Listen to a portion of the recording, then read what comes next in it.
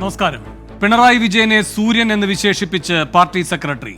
ഇടതുപക്ഷ പക്ഷികളിലെ ഫീനിക്സ് പക്ഷി എന്നതടക്കം വാഴ്ത്തുപാട്ടുമായി വീഡിയോ ഗാനം. VS-നും P ജയരാജനും പാർട്ടി വിമർശനം ഏറ്റുവാങ്ങിയ വ്യക്തി ആരാധന പിണറായിക്കായി വഴിമാറുന്നോ? എവിടേക്കാണ് പിണറായിയുടെ പോക്ക്? എവിടേക്കാണ് ഈ പാർട്ടിയുടെ പോക്ക്? ഈ വിഷയമാണ് എൻകൗണ്ടർ ചർച്ച ചെയ്യുന്നത്. പുകഴ്ത്തി പാർട്ടി ഇതെങ്ങോട്ട്?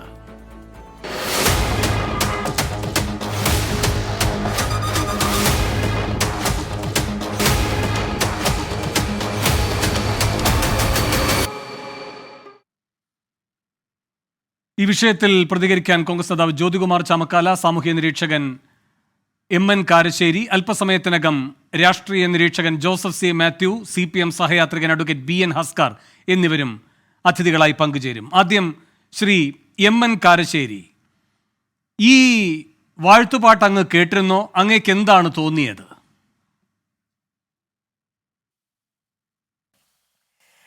വേണു, എനിക്ക് ആദ്യം പറയാനുള്ളത്, ഇത്തരം കാര്യങ്ങൾ ചർച്ച ചെയ്ത് നമ്മളും ഇത് കാണുന്ന ആളുകളും മറ്റ് ചാനലുകളിലെ ആളുകളും പത്രം വായിക്കുന്നവരൊക്കെ വളരെ വിലപിടിച്ച സമയവും ഊർജവും ദുർവ്യയം ചെയ്യുകയാണെന്നാണ് എനിക്ക് പറയാനുള്ളത്. എന്താ കാരണം വെച്ചാൽ നമുക്ക് ഒരുപാട് ജനകീയ പ്രശ്നങ്ങൾ ചർച്ച ചെയ്യാനുണ്ട്. ആ ചർച്ചയിൽ നിന്ന് നമ്മുടെ ശ്രദ്ധ മാറ്റാനാണോ ഇത്തരം വാഴ്ത്തുപാട്ടുകൾ എന്നും എനിക്ക് സംശയമുണ്ട്. എന്താ കാരണം എന്ന് വിചാരിച്ചാൽ, ഇപ്പോൾ ഞാനൊരു ഉദാഹരണം പറയാം. ഈ കോവിഡ് കാലത്ത് ഇവിടെ എല്ലാവർക്കും കിറ്റ് കൊടുത്ത റേഷൻ ഷാപ്പ് ഉടമകളുണ്ട്. അവരുടെ അസോസിയേഷൻ്റെ നേതാവ് എൻ്റെ നാട്ടുകാരനാണ്. അദ്ദേഹം CPM കാരനാണ്, പാർട്ടിക്കാരനാണ്. അവരിപ്പോൾ കേസ് കൂടി കോടതിയിലാണ്. ലക്ഷക്കണക്കിന് ഉറുപ്പിക അവർക്ക് കിട്ടാനുണ്ട്. അപ്പോൾ അതുപോലെ ഇപ്പോൾ കോഴിക്കോട് മെഡിക്കൽ കോളേജിൽ ICUവിൽ പീഡനം ഏറ്റ അതിജീവിത, അവർക്ക് നീതി കിട്ടിയിട്ടില്ല. കോഴിക്കോട് തന്നെ മെഡിക്കൽ കോളേജിൽ ശസ്ത്രക്രിയക്ക് ഉപയോഗിച്ച കത്രിക വയറ്റിനകത്ത് വെച്ച് തുന്നിപ്പോയ ഹർഷിനയ്ക്ക് നീതി കിട്ടിയിട്ടില്ല. വണ്ടിപ്പെരിയാറിലെ ഇരയായ പെൺകുട്ടിക്ക് നീതി കിട്ടിയിട്ടില്ല. വാളയാറിലെ ഇരകളായ പെൺകുട്ടികളുടെ കുടുംബത്തിന് നീതി കിട്ടിയിട്ടില്ല. ഇങ്ങനെ എത്രയെങ്കിലും പ്രശ്നങ്ങൾ, എത്രയെങ്കിലും ജനകീയ പ്രശ്നങ്ങൾ നമുക്ക് ചർച്ച ചെയ്യാനുണ്ട്. നമ്മൾ ചർച്ച ചെയ്യുന്നത് വാസൽ വളരെ വളരെ ക്ഷുദ്രമായ, വളരെ സില്ലിയായ ഒരു കാര്യമാണ്. എന്ന് വെച്ചാൽ ഈ വാഴ്ത്തുപാട്ടുകൾ കേൾക്കുക എന്നുള്ളത് പണ്ട് രാജാക്കന്മാരുടെ ഉത്തരവാദിത്തമാണ്. എന്താ കാരണം, അവർക്ക് വൈതാളികന്മാരുണ്ട് അവരെ വാഴ്ത്തിപ്പാടാൻ വേണ്ടിയിട്ട്. അത് കേട്ടുകൊണ്ടാണ് രാജാവിന് പണ്ട് അദ്ദേഹം ഉണരുന്നത്. അങ്ങനെയാണ് സൂതന്മാരുടെ കുലത്തൊഴിലുകളിൽ പ്രധാനപ്പെട്ട ഒന്ന് മുഖസ്തുതി പറയലാണ്. തേര് തെളിക്കുക, മുഖസ്തുതി പറയുക, ഇതാണ് സൂതൻ്റെ കുലവൃത്തി. അപ്പോൾ ഇപ്പോൾ നമ്മുടെ ഇവിടുത്തെ വളരെ പ്രധാനപ്പെട്ട പാർട്ടിയുടെ നേതാക്കന്മാർ, നമ്മുടെ സംസ്ഥാന സർക്കാരിന് നേതൃത്വം കൊടുക്കുന്ന മുന്നണിയിലെ സമുന്നതരായ നേതാക്കന്മാർ പറയാണ്, എന്ത്, ഇദ്ദേഹം സൂര്യനാണ്, ഇതുപോലെ ഇദ്ദേഹത്തിൻ്റെ പാദസ്പർശമേറ്റ മണ്ണ്, അതുപോലെ ഇദ്ദേഹം ദൈവത്തിൻ്റെ വരദാനമാണ്, ഇദ്ദേഹം കൂട്ടുകാരും സഞ്ചരിച്ച ബസ് കാണാനും തൊടാനും ഒക്കെ ആളുകൾ വരും, അതുപോലെ ഇത് മ്യൂസിയത്തിൽ വെച്ചാൽ ലക്ഷക്കണക്കിന് ഉറുപ്പിയുടെ വരുമാനം ഉണ്ടാവും എന്നൊക്കെ പറഞ്ഞിട്ട് ഇതെന്താണെന്ന് നമ്മൾ രാജാധിപത്യത്തിലേക്ക് മടങ്ങിയെത്തിയോ എന്ന് സംശയം വരുന്ന മട്ടിലാണ്. ഇപ്പോൾ VS അച്യുതാനന്ദന് നേരെയുള്ള പുകഴ്ത്തൽ കൂടിയപ്പോൾ CPM-ൻ്റെ സാംസ്കാരിക പ്രവർത്തകരിൽ പ്രധാനിയായ KN കുഞ്ഞാമത് അദ്ദേഹത്തെ ആൾദൈവം എന്ന് വിളിച്ചത് എനിക്ക് ഓർമ്മയുണ്ട്. അപ്പോൾ ഇപ്പോൾ ഇത് എനിക്ക് വലിയ തമാശ ഒന്നാണ്. കാരണം ഈ തരത്തിലുള്ള പുകഴ്ത്തലുകളൊന്നും രാഷ്ട്രീയത്തിൻ്റെ രീതിയല്ല, മതത്തിൻ്റെ രീതിയാണ്. ഇപ്പോൾ നമ്മുടെ മലയാളിയായ മേൽപ്പത്തൂർ നാരായണ ഭട്ടതിരി അദ്ദേഹത്തിൻ്റെ പ്രസിദ്ധമായ നാരായണീയത്തിൽ ഗുരുവായൂരപ്പൻ്റെ കിരീടം സൂര്യനെ തോൽപ്പിക്കുന്നു, സൂര്യസ്പർദ്ധി കിരീടം എന്ന് പറഞ്ഞത് ഞാൻ വായിച്ചിട്ടുണ്ട്. ഇതുപോലെ കുട്ടിക്കാലത്ത് ഞാൻ ധാരാളം കേട്ട ഒരു നബികീർത്തനമാണ്. ആ അറബിയിലുള്ള നബികീർത്തനത്തിൽ പറയാണ്, നീയാണ് സൂര്യൻ, നീയാണ് ചന്ദ്രൻ, നീയാണ് പ്രകാശം, എല്ലാ പ്രകാശങ്ങൾക്കും മേലെയായ പ്രകാശം. ഇതിപ്പോൾ നമ്മൾ കുട്ടിക്കാലത്ത് ചൊല്ലിപ്പഠിച്ച ഒരു കാര്യമാണ്. അൻത ഷംസുൻ അൻത ബദറുൻ അൻത നൂറുൻ ഫൗക നൂരിൻ. അദ്ദേഹം ദൈവത്തിൻ്റെ പ്രവാചകനാണെന്ന് വിശ്വസിച്ച ആളുകളാണ് ഈ തരത്തിലൊക്കെ പുകഴ്ത്തുന്നത്. അപ്പോൾ ഇങ്ങനെ, അതായത് ഇപ്പോൾ നമ്മൾ കുട്ടിക്കാലത്ത് ചൊല്ലിപ്പഠിച്ചാണല്ലോ മന്നവേന്ദ്ര വിളങ്ങുന്നു ചന്ദ്രനെ പോലെ നിൻമുഖം. AR രാജരാജ ഉപമയ്ക്ക് ഉദാഹരണമായിട്ട് എഴുതിയ 2 വരി അത്. അപ്പോൾ ഈ തരത്തിലൊക്കെ ഇത് കേട്ട് ആനന്ദിക്കുക, ഇതൊക്കെ പറയുന്നതാണ് രാഷ്ട്രീയ പ്രവർത്തനം എന്ന് വിചാരിക്കുക. ഇപ്പം മുഖ്യമന്ത്രിക്കെതിരായിട്ട് പലതരത്തിലുള്ള വിമർശനങ്ങളും ആരോപണങ്ങളും ഉണ്ട്. അതിന് മറുപടി പറയുന്നതിന് പകരം ഉത്തരവാദിത്തപ്പെട്ട സ്ഥാനത്തിരിക്കുന്ന ഒരാളാണ് നമ്മുടെ MV ഗോവിന്ദൻ മാഷ്.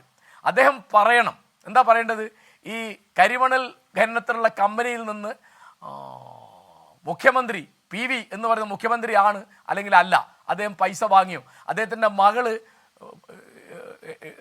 7 കോടി രൂപ വാങ്ങിയോ. അപ്പോൾ അത് പറയുമ്പോൾ വലിയ തമാശ, എന്താ പറയുന്നത്, അതിന് നീതി കൊടുത്തിട്ടുണ്ടെന്നാ. എന്തിനാണ് ഈ പൈസ കൊടുത്തത്, അത് കൈക്കൂലിയാണോ, എന്താണ് അതിന് സമാധാനം ചോദിക്കുമ്പോൾ അതിന് നീതി കൊടുത്തിട്ടുണ്ട്, നീതി കൊടുത്തതിന് തെളിവുണ്ട് എന്നാ. അപ്പോൾ എന്തിനാ തെളിവുണ്ട്? അപ്പോൾ ഇത് വലിയൊരു കോമാളി രൂപമായിട്ട് വരികയാണ്. കാരണം ഇദ്ദേഹത്തിൻ്റെ യാത്രകളൊക്കെ ഒരു ജനകീയ സർക്കാരിനെ നയിക്കുന്ന മുഖ്യമന്ത്രിയുടെ യാത്രയാണ് എന്ന് തോന്നാത്ത മട്ടിൽ അനേകം കാറുകളുടെ അകമ്പടിയോടുകൂടി അദ്ദേഹം ഒരു എഴുന്നള്ളത്താണ് നടത്തുന്നത്. ഈ നവകേരള സദസ്സിൻ്റെ ബസ് യാത്ര പോലും ഒരു എഴുന്നള്ളത്തായിട്ടാണ് നമുക്ക് തോന്നുന്നത്. കാരണം അതിനെതിരായിട്ട് കരിങ്കൊടി കാണിക്കാൻ പാടില്ല, മുദ്രാവാക്യം വിളിക്കാൻ പാടില്ല. അപ്പോൾ അവരൊക്കെ ഗവൺമെൻറ്റോ പോലീസോ DYFIക്കാരോ തല്ലി ഒതുക്കും എന്ന തരത്തിൽ വരുമ്പോൾ എന്താണത്? ഇപ്പം ഞാനിപ്പോൾ ഓർക്കുന്ന വേറൊരു തമാശ, ജൂലിയസ് സീസറോട് ഒരു കാര്യം നേടാൻ വേണ്ടി സുഹൃത്തുക്കൾ മുഖസ്തുതി പറയാൻ പോകുന്നുണ്ട്. അപ്പോൾ എന്ത് മുഖസ്തുതിയാണ് ഇത് ഷേക്സ്പിയർ എഴുതിയതാണ്, എന്ത് മുഖസ്തുതിയാണ് പറയേണ്ടത് എന്ന് ആലോചിച്ച് അവർ തീരുമാനിച്ചത് എന്താണെന്നറിയോ? അങ്ങ് മുഖസ്തുതിയിൽ വീഴുകയില്ല എന്ന് ഞങ്ങൾക്കറിയാമെന്നാണ്. അപ്പോൾ അതിൽ വീണു. അപ്പോൾ മുഖസ്തുതി പറയുന്നതൊക്കെ വീഴ്ത്താനാണ്, എല്ലാ വാഴ്ത്തുപാട്ടും വീഴ്ത്താനുള്ള പാട്ടുകളാണ്. സ്വന്തം പാർട്ടിക്കാർ തന്നെ അത് ചെയ്യുന്നത്. സത്യത്തിൽ അത്തരം മുഖസ്തുതി പറയുന്ന ആളുകളുണ്ടെങ്കിൽ ശത്രുക്കൾ വേറെ വേണ്ട എന്നാണ് എനിക്ക് തോന്നുന്നത്. ശരി, ശ്രീ ജോസഫ് സി മാത്യു, ഈ ചർച്ച തുടങ്ങി വെക്കുമ്പോൾ പ്രൊഫസർ MN കാരശ്ശേരി പറഞ്ഞൊരു കാര്യമുണ്ട്. ഇത്തരം ചെറിയ കാര്യങ്ങളാണോ ചർച്ച ചെയ്യേണ്ടത്? ഗൗരവതരമായ പല വിഷയങ്ങളുണ്ട് എന്ന് അത് അദ്ദേഹം പൊതുശ്രദ്ധയിൽപ്പെടുത്തുകയും ചെയ്തു. പക്ഷേ ഇതത്ര ലളിതമായൊരു വിഷയമാണോ? അല്ല എന്ന് അല്ലേ കരുതേണ്ടത്? കാരണം ഇപ്പോൾ ഇവിടെ കാരശ്ശേരി മാഷ് പറഞ്ഞ 2 ഉദാഹരണങ്ങളുണ്ട്, VS-യുമായി ബന്ധപ്പെട്ടും PJ-യുമായി ബന്ധപ്പെട്ടും. അതിൽ രണ്ടും പാർട്ടി ഇടപെട്ട് തിരുത്തൽ നടത്തിയിട്ടുണ്ട്. അതിൻ്റെ ഉള്ളിലെ രാഷ്ട്രീയം അവിടെ നിൽക്കട്ടെ, അപ്പോഴും തിരുത്താൻ കഴിയുന്ന ഒരു ശക്തി എന്ന നിലയിൽ ഒരു പാർട്ടി എവിടെ ജീവനോടെ ഉണ്ടായിരുന്നു എന്നതിൻ്റെ തെളിവായി അതൊക്കെ ഇപ്പോൾ നമ്മുടെ ഓർമ്മയിലുണ്ട്. CPM-ൻ്റെ ഒരു പൊതു ന്യൂനത അത് ജനകീയതയുടെ ഒരു പരിച്ഛേദമായി നിൽക്കുന്നില്ല. അതിൻ്റെ ഒരു കെട്ടുറച്ച സംവിധാനമുണ്ട്, ഒരു ലെനിനിസ്റ്റ് സംഘടനാ സംവിധാനമുണ്ട്. അപ്പോഴും അതിൻ്റെ ഒരു സംഘടനാ സ്വഭാവം കൊണ്ട് അതിൻ്റെ ഒരു പുരോഗമനപരതയുണ്ട്. ഇവിടെ ഇപ്പോൾ അത് പൂർണ്ണമായും നിഷ്ക്രമിക്കപ്പെട്ടിരിക്കുന്നു. തിരുത്താനോ അതിന് ഒരു സാന്നിധ്യം അറിയിക്കാനോ ഒന്നുമുള്ള ഒരു പാർട്ടിയുടെ അഭാവം കേരളം നേരിടുന്നില്ലേ? അത് ഈ വാഴ്ത്തുപാട്ടുകൾ ഏറ്റവും ശരിവെക്കുന്നില്ലേ? അത് ഗുരുതരമല്ലേ? അത് ലളിതമായി നാം വേണ്ട എന്ന് വെക്കേണ്ട ഒരു ചർച്ചാ വിഷയമാണോ?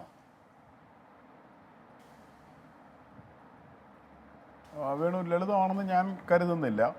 അതിനു മുമ്പ് ഞാൻ VS-യുമായി ബന്ധപ്പെട്ട് പാർട്ടി ഇടപെട്ട് തിരുത്തി എന്ന് വേണു പറഞ്ഞ വിഷയം ഏതാണെന്നൊന്ന് പറയാമോ? ഞാനത് ഓർമ്മിക്കുന്നില്ല, അതുകൊണ്ടാണ്. ഏതാണെന്ന് പറയാമോ? അല്ല, ഇപ്പോൾ PJ പറയുകയുണ്ടായല്ലോ ഒരു ഘട്ടത്തിൽ, കുങ്കുമം ചുമക്കുന്ന കഴുത തുടങ്ങിയിട്ടുള്ള കാര്യങ്ങൾ.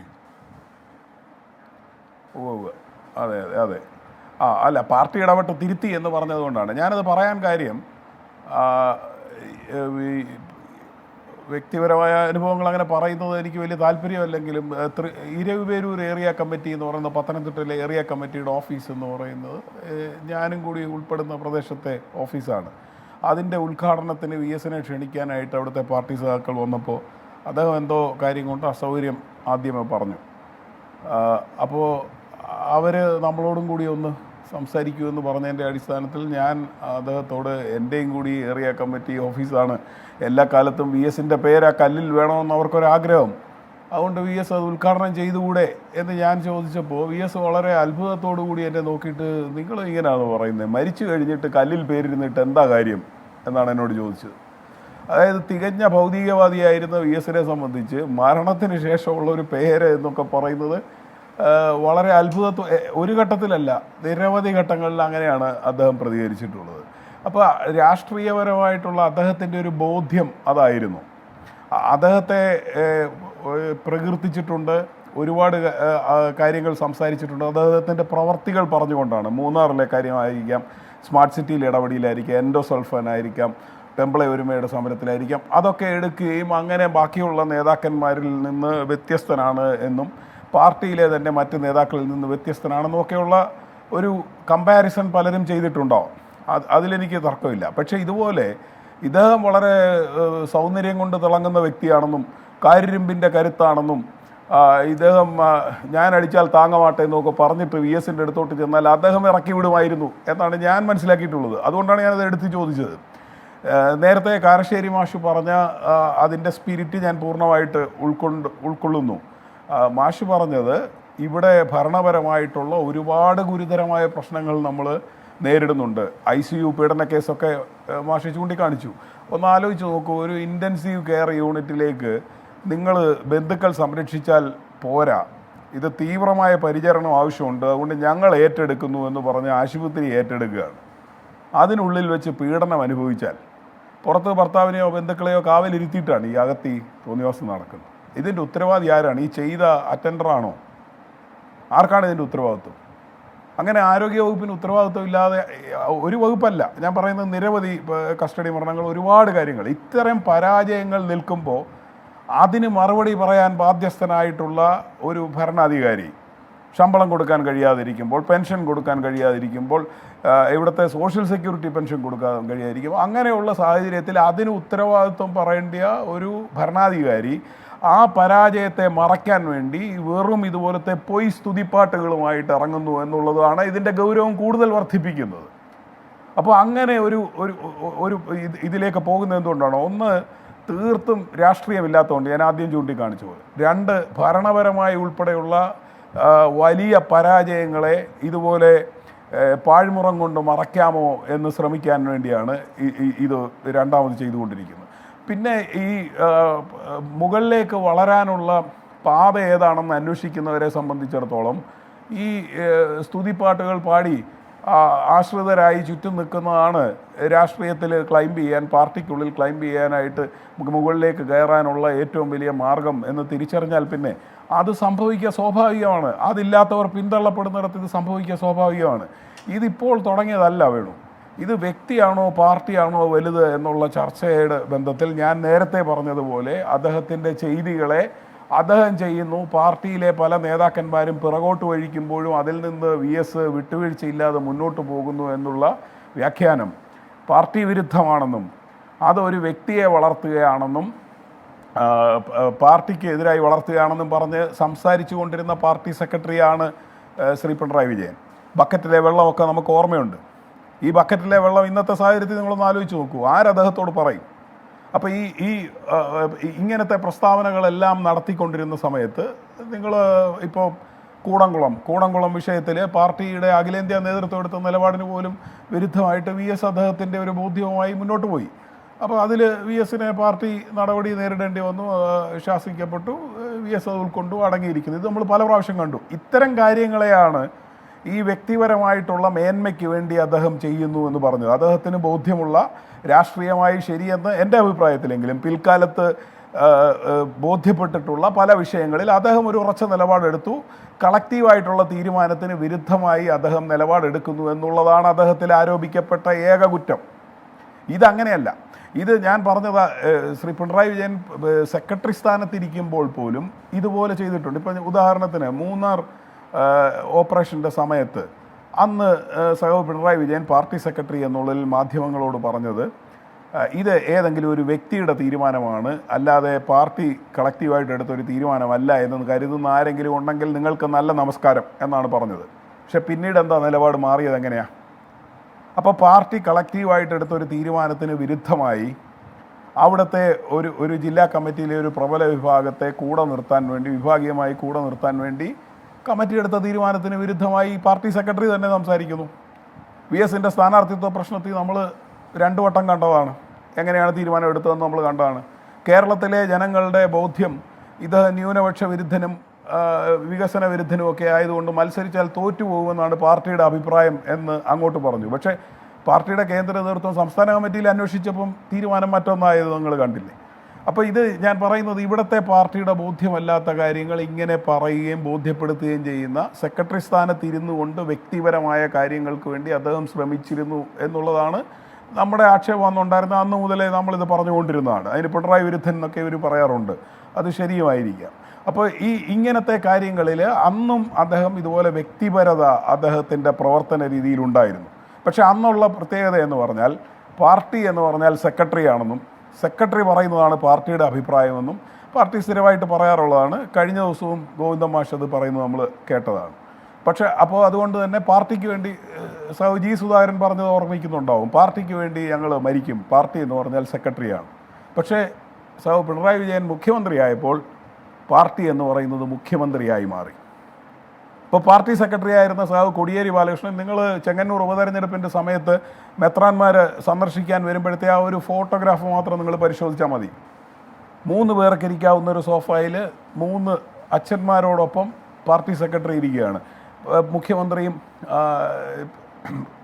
തിരുമേനിയും കൂടി ഒറ്റയ്ക്കുള്ള സിംഗിൾ സോഫയിലിരുന്ന് സംസാരിക്കുകയാണ്. ഞാൻ ഒരു ഉദാഹരണം, ഒരു ചിത്രം ചൂണ്ടിക്കാണിച്ചതേ ഉള്ളൂ.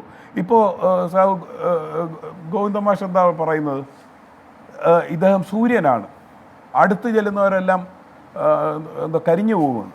അങ്ങനെയാണെങ്കിൽ ISROയോട് പറഞ്ഞൊരു ഉപഗ്രഹം ഉണ്ടാക്കാൻ പറ, നമുക്കിനി മുഖ്യമന്ത്രിയെ ഒന്ന് കാണണമെങ്കിൽ ഉപഗ്രഹത്തിൽ സഞ്ചരിക്കണമല്ലോ.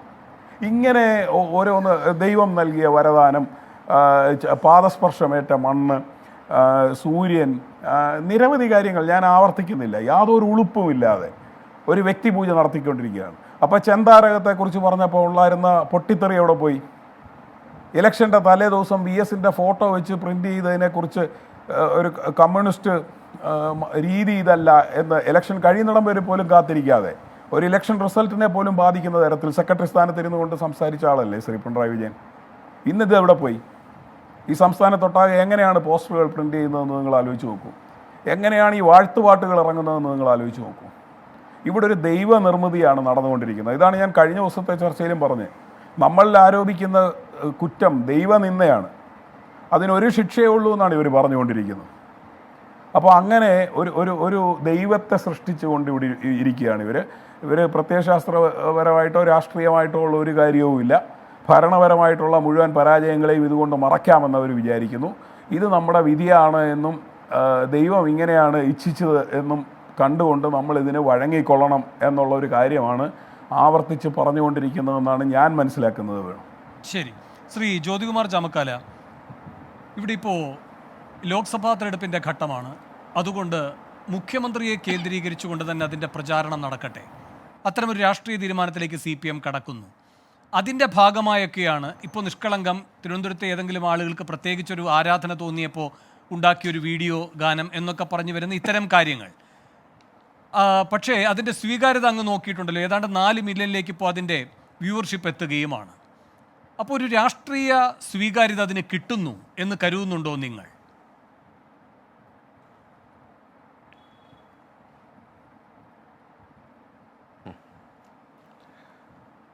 വേണു, ഈ 4 മില്യൺ വ്യൂവേഴ്സൊക്കെ വരുന്നത് ഈ പിണറായി വിജയനെ സ്തുതിച്ചുകൊണ്ടുള്ള പാട്ടുകൾക്ക് മാത്രമല്ല, മറ്റു ചില വിഷ്വൽസിനും കിട്ടാറുണ്ട്. ഞാൻ ആ വിഷ്വൽസിനെ കുറിച്ചും അതിൻ്റെ കാറ്റഗറിയെക്കുറിച്ചും ഞാൻ പ്രത്യേകമായി പറയുന്നില്ല.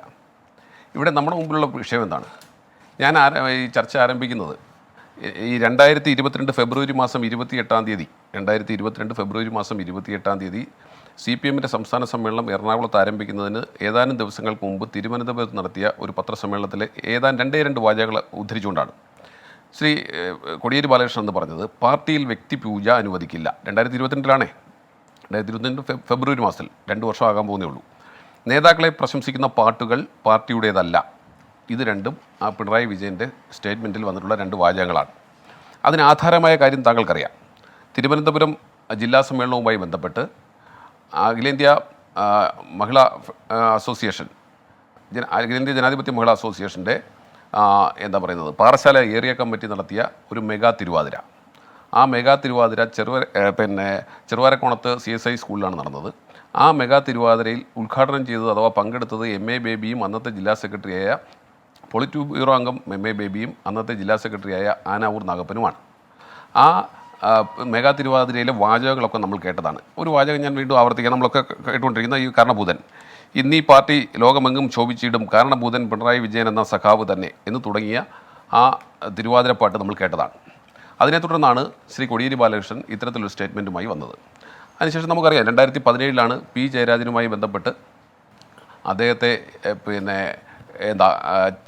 ദൈവദൂതനെന്നും ചെന്താരകമെന്നും ഒക്കെ പറഞ്ഞുകൊണ്ട് അമ്പാടിമുക്ക് സഖാക്കൾ ബോർഡ് വെച്ചതും PJ ആർമി ഉണ്ടായതും അതിനെ തുടർന്നുണ്ടായ വിവാദങ്ങളും അദ്ദേഹത്തെ ഒരു പക്ഷേ സംസ്ഥാന കമ്മിറ്റി അംഗമായ P. ജയരാജനെ ഇരുത്തിക്കൊണ്ട് അദ്ദേഹത്തിനെതിരായി 4-5 പേജുള്ള കുറ്റപത്രം ആ സംസ്ഥാന കമ്മിറ്റിയിൽ അവതരിപ്പിച്ചതും നിരവധി കാരണങ്ങൾ കാണിച്ചുകൊണ്ടാണ്. ആ കുറ്റപത്രം അവതരിപ്പിച്ച് അദ്ദേഹം ഇരിക്കുന്ന സമിതിയിൽ തന്നെ അത് പാസ്സാക്കുകയും സാധാരണ നിങ്ങളെ താക്കീത് ചെയ്യുന്നു അല്ലെങ്കിൽ നിങ്ങളെ പുറത്താക്കുന്നു എന്ന് ഏറ്റവും ചുരുങ്ങിയ താക്കീത് മുതൽ ഏറ്റവും കൂടിയ പുറത്താക്കൽ വരെ അതിനപ്പുറത്തേക്ക് മറ്റൊരിക്കലും കേട്ടുകഴിവില്ലാത്ത രീതിയിൽ അദ്ദേഹത്തെ തന്നെ ഇരുത്തിക്കൊണ്ട് ഒരു കുറ്റപത്രം തയ്യാറാക്കി അവിടെ പാസ്സാക്കി അത് താഴോട്ട് ബ്രാഞ്ച് കമ്മിറ്റി വരെ വായിച്ചു കേൾപ്പിച്ച് തിരിച്ച് അദ്ദേഹം തിരുത്തൽ വരുത്തി എന്നൊക്കെ പറഞ്ഞുകൊണ്ട് അദ്ദേഹത്തിനെതിരായിട്ട് ഇത് അവസാനിപ്പിച്ചത്. അപ്പോൾ അദ്ദേഹം നേരിട്ടല്ലത് ഇതേപോലെ ഇതിനേക്കാൾ ലഘുവായിട്ടുള്ള ഒരു കുറ്റമായിരുന്നു അദ്ദേഹത്തിൻ്റെ ഭാഗത്തുനിന്നുണ്ടായത്. പിന്നീട് നമുക്കറിയാം PK ശശിയുമായി ബന്ധപ്പെട്ട് തമ്പുരാൻ എന്ന പേരിലൊരു വിവാദം വന്നിരുന്നു. മുമ്പേ ശ്രീ ജോസഫ് സി മാത്യു പറഞ്ഞതുപോലെ VSൻ്റെ സ്ഥാനാർത്ഥി നിർണ്ണയവുമായി ബന്ധപ്പെട്ട വിവാദങ്ങളൊക്കെ വന്നിട്ടുണ്ട്. ശരിയാണ്. ഇതിന് ശേഷമാണല്ലോ ക്യാപ്റ്റൻ പ്രയോഗം വരുന്നത്. വേണു നന്നായിട്ട് ബോധ്യമുണ്ട്. ആ ക്യാപ്റ്റൻ പ്രയോഗം ഇദ്ദേഹത്തെ ഒരു ക്യാപ്റ്റനായി ചിത്രീകരിച്ചുകൊണ്ടൊരു പ്രയോഗം വന്നു. ആ പ്രയോഗത്തെ അന്ന് കോടിയേരി ബാലകൃഷ്ണനും കാനം രാജേന്ദ്രനും അതുപോലെ തന്നെ P. ജയരാജനും ഒക്കെ എതിർത്തിരുന്നു.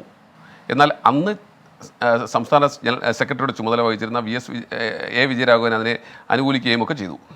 ഇപ്പോൾ ഇതെല്ലാം കഴിഞ്ഞതിന് ശേഷമാണ് ഇപ്പോൾ ഈ പുതിയ സംവിധാനം വന്നിരിക്കുന്നത്. പിന്നെ ഫീനിക്സ് പക്ഷി എന്ന് അദ്ദേഹത്തെക്കുറിച്ച് പറയുന്നുണ്ട്, അജയ്യൻ എന്ന് പറയുന്നുണ്ട്, പിന്നെ അദ്ദേഹം വരദാനമാണെന്ന് പറയുന്നുണ്ട്, പിന്നെ അദ്ദേഹത്തിനെതിരെ ബാക്കിയുള്ളവർക്ക് അസൂയയാണെന്ന് പറയുന്നുണ്ട്, അദ്ദേഹം സൂര്യനാണ് എന്ന് പറയുന്നുണ്ട് എന്നുള്ളതൊക്കെയാണ്. പക്ഷെ അതൊക്കെ അവിടെ നിൽക്കട്ടെ. ആ പാട്ട് വന്നിരിക്കുന്നു. പാട്ട് താങ്കൾ സൂചിപ്പിച്ചതുപോലെ സാന്ദർഭികവശാൽ വന്നു പോയതല്ല, അതിൻ്റെ പിന്നിൽ നല്ല പ്ലാനിംഗ് ഉണ്ട് എന്ന് നമുക്ക് നല്ല ബോധ്യപ്പെടും. അപ്പോൾ ഇത് CPM പോലൊരു പ്രസ്ഥാനത്തിന് ഈ രീതി യോജിച്ചതാണോ അല്ലെങ്കിൽ നിങ്ങളുടെ രീതി മാറ്റിയിട്ടുണ്ടോ എന്ന് നിങ്ങൾ വ്യക്തമാക്കിയാൽ മതി. ഇവിടെ അതാണ് അടിസ്ഥാനപരമായ പ്രശ്നം. ഇവിടെ ഒരു മന്ത്രി CPMൻ്റെ സംസ്ഥാന സെക്രട്ടേറിയറ്റ് മെമ്പർ കൂടിയായ VN വാസവനാണ് പറയുന്നത് കേരളത്തിന് ദൈവം നൽകിയ വരദാനമാണ് പിണറായി വിജയൻ. അപ്പോൾ VN വാസവനെ പോലെ CPMൻ്റെ സംസ്ഥാന സെക്രട്ടേറിയറ്റ് അംഗം പറയുന്നു ദൈവം നൽകിയ വരദാനമാണ് പിണറായി വിജയൻ എന്ന് പറയുകയും അദ്ദേഹത്തിന് തൊട്ടടുത്ത ദിവസം തുറമുഖ വകുപ്പ് കൂടി അഡീഷണൽ ആയിട്ട് കൊടുക്കുകയും ചെയ്യുക. ഇനി അദ്ദേഹത്തോട് ബാക്കി എല്ലാവർക്കും അസൂയയാണെന്ന് പറഞ്ഞതാരാ? സജി ചെറിയാനാണ്.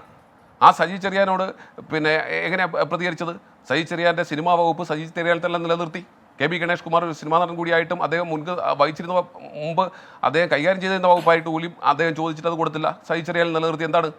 മുഖ്യമന്ത്രിയിൽ എല്ലാവർക്കും അസൂയയാണ്. ഞങ്ങളുടെ മുഖ്യമന്ത്രി എന്ന് പറഞ്ഞാൽ ആരാണെന്ന് നിങ്ങൾക്ക് അറിയാമോ എന്നായിരുന്നു അദ്ദേഹത്തിൻ്റെ ചോദ്യം. അതുപോലെ തന്നെയാണ് പിന്നെ നമുക്ക് കടന്നപ്പള്ളി രാമേന്ദ്രൻ നേരത്തെ ഈ തുറമുഖ വകുപ്പ് കൈകാര്യം ചെയ്യുന്ന ആളാണ്. അദ്ദേഹത്തിന് നൽകാതെ ഇദ്ദേഹത്തിലേക്ക് നിലനിർത്തി. അപ്പോൾ ഇങ്ങനെ സ്തുതിക്കുന്നവർക്ക് സ്ഥാനമുണ്ടെന്നും അവർക്ക് ഗുണമുണ്ടെന്നും കൂടി മുഖ്യമന്ത്രി നമ്മളെ ബോധ്യപ്പെടുത്തുകയാണ്. MP രാജേഷും P. രാജീവും ഒക്കെ ഇത് കണ്ടുപിടിക്കണം. നിങ്ങൾക്ക് നന്നായി സ്തുതിക്കാനും പുകഴ്ത്താനും അറിയാവുന്നവരാണ്. നിങ്ങൾ കൂടി നാളെ ഇങ്ങനെ ഇറങ്ങണം, എങ്കിലേ ഇത് പൂർത്തിയാവുകയുള്ളൂ. അപ്പോൾ ആ രീതിയിലേക്ക് CPM അധപ്പതിച്ചിരിക്കുന്നു എന്നുള്ളതാണ് പ്രശ്നം. ഇവിടെ നമുക്കറിയാം 2 ടൈം MLA-മാരായിരുന്നവർ പിന്നീട് മത്സരിക്കേണ്ടതില്ല എന്ന് പറഞ്ഞു. മാത്രമല്ല 75 വയസ്സ് കഴിഞ്ഞവർ അതിൽ തുടരേണ്ടതില്ലെന്ന് തീരുമാനിച്ചു. രണ്ടാമത്തെ ടൈം മന്ത്രിമാരാകുന്നതിനെ സംബന്ധിച്ച് എല്ലാവരും മാറണമെന്ന് പറഞ്ഞു. അദ്ദേഹത്തിന് കാരണഭൂതന് ഇതൊന്നും പ്രശ്നമല്ല. അദ്ദേഹത്തിന് വേറെ നിയമം. അപ്പോൾ ശ്രീ ജോസഫ് സി മാത്യു പറഞ്ഞതുപോലെ ഇദ്ദേഹം ദൈവതുല്യനാണോ അതോ ഇദ്ദേഹം ഏകാധിപതിയാണോ എന്ന കാര്യത്തിൽ മാത്രമേ ഇനിയൊരു തീരുമാനമാകാനുള്ളൂ എന്നുള്ളതാണ് യാഥാർത്ഥ്യം. അപ്പോൾ ഒരു വ്യക്തിയെ സംബന്ധിച്ച് പല രീതിയിൽ അദ്ദേഹത്തിന് ശരി. ശ്രീ ജ്യോതികുമാർ ചാമക്കല, അഡ്വക്കേറ്റ് BN ഹസ്കറും ഇപ്പോൾ ഈ ചർച്ചയുടെ ഭാഗമാകുന്നു. അഡ്വക്കേറ്റ് BN ഹസ്കർ, ഇവിടെ അവസാനിപ്പിച്ചോട്ടെ. ശരി, ജ്യോതി പൂർത്തിയാക്കിക്കോളൂ. ഒരു മിനിറ്റ് വേണം. ഞാൻ പറഞ്ഞ അവസാനിപ്പിച്ചോട്ടെ. ഒരു മിനിറ്റ് ഇവിടെ ഞാൻ അവസാനിപ്പിച്ചു. അപ്പോൾ എന്താ പ്രശ്നം അറിയാമോ? ഇവിടെ മുഖ്യമന്ത്രിയെ സംബന്ധിച്ച് മുഖ്യമന്ത്രി തന്നെ ഇങ്ങനെയൊക്കെ വാഴ്ത്തണമെന്ന് ആഗ്രഹിക്കുന്നു. അതുപോലെ തന്നെ മുഖ്യമന്ത്രി അത്തരത്തിലുള്ള വാഴ്ത്തുപാട്ടുകൾ ആസ്വദിക്കുന്നു. അതുപോലെ തന്നെ മുഖ്യമന്ത്രി ഇത്തരത്തിലുള്ള വാഴ്ത്തുപാട്ടുകളെ ആഘോഷമാക്കുന്നു. ഇത്തരക്കാരെ പ്രോത്സാഹിപ്പിക്കുന്നു മുഖ്യമന്ത്രി. ആ മുഖ്യമന്ത്രി വെറും മുഖ്യമന്ത്രിയല്ല, CPMൻ്റെ പോളിറ്റ് ബ്യൂറോ അംഗമാണ്.